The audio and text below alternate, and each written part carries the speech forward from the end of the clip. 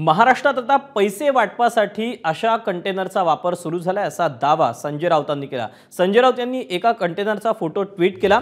गुजरातमधून येणाऱ्या कंटेनरची तपासणी व्हावी अशी मागणी संजय राऊतांनी केली आहे।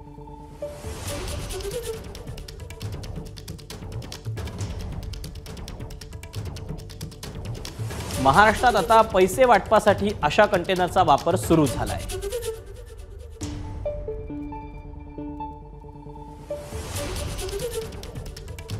असा ट्विट संजय राऊतांनी केलेला आहे।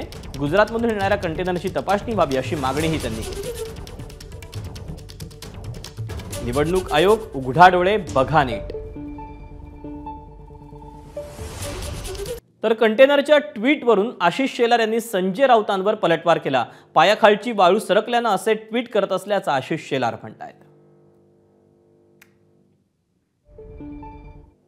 मला वाटतं ज्या वेळेला हळूहळू स्वतःच्या पायाखालची वाळू सरकायला लागली त्यावेळेला इलेक्शन कमिशन, मग इलेक्शनची वोटिंग मशीन, मग आता न्यायालय, मग आता पैसे, मग आता कंटेनर, या सगळ्या तकलादू गोष्टी समोर बसल्या आहेत।